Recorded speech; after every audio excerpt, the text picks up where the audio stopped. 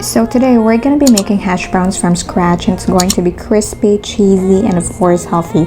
We're not going to be using complicated ingredients here, so stick around and watch the whole video.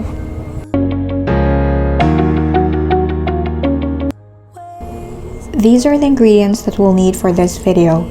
2 potatoes, 1 cage-free egg, we're going to use egg white only, 2 tablespoons of flour, 1/3 cup of vegan butter, some vegan cheddar cheese, and seasonings such as salt, onion powder, and white pepper. To start with, we need to wash the potatoes first and peel them afterwards. These potatoes that I'm using are the ones we usually see at the supermarkets. However, if what you have are red potatoes, then that can also be used. Also, the number of potatoes you will use depends on how many people will eat, obviously. So in this case, 2 of these, I believe, will make 4 to 6 hash browns. It also depends on how you distribute your shredded potatoes later on.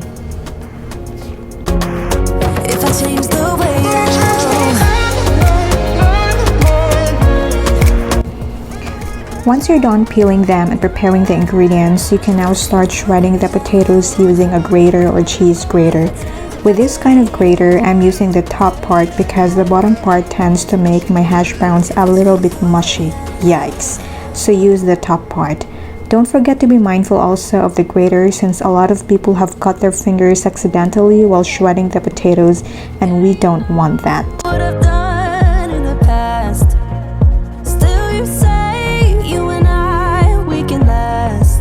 The next part is to rinse the shredded potatoes, and it's very important that you wash them to remove the starches, otherwise you're not going to have a crispy hash browns. And do make sure that you wash them using cold water. Now if you have a cloth or cheesecloth, then much better to put the shredded potatoes into it after draining the water, then squeeze out the moisture. In my case, I only drained the water and squeezed the shredded potatoes with my bare hands until there was no water left to it, and they still turn out crispy. How long should you rinse them? It really depends if the water has turned clear, because that's your cue that you're ready to move to the next step.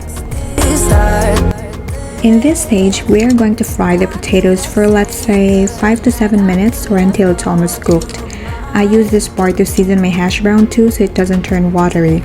If you don't want to do this part and instead just want to season your shredded potatoes immediately after rinsing and squeezing them, then I suggest you start forming your hash browns as quickly as possible right after you put salt into it, because your shredded potatoes will start to produce water and will turn out soggy before you can put it in the pan.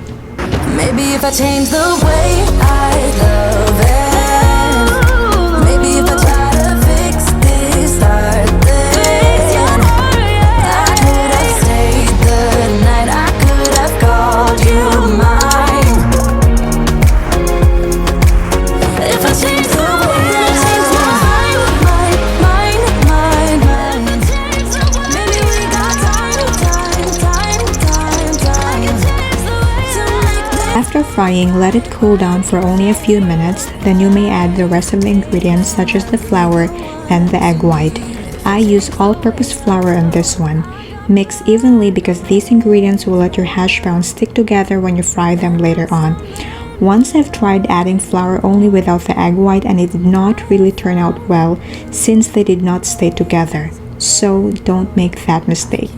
After mixing them all together, you are now ready to form your hash browns, which I think is the most fun part. Then I changed my mind. Maybe we got time. At this point in time, we'll have to preheat the pan with oil and butter. Don't be afraid to mix them together because the butter will add flavor to your hash browns. You can use any butter, but I prefer a plant-based one. To form the hash browns into squares like the one fast foods usually serve, we're going to be needing a wax paper. In that way, we can form the squares properly. So you start scooping 1 tablespoon of the fried potatoes into the wax paper, and you decide how you want it to be thick or thin. Don't worry, the potatoes will not stick into the wax paper. Next is to put the cheese on top of it, and again, you can choose any cheddar cheese you want. Afterwards, layer it with another tablespoon of fried potatoes. If you want the fried shredded potatoes to be evenly distributed so the cheese won't be visible, then use the wax paper by folding it just like what you see in the video. If I change the way I love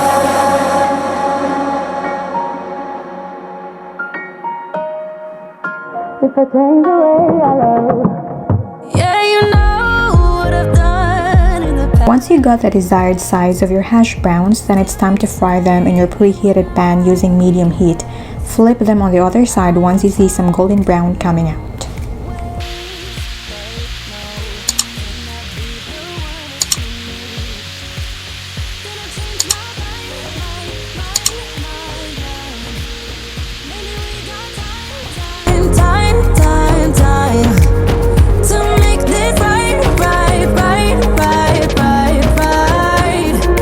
Continue doing the steps until you got all your shredded potatoes formed into squares.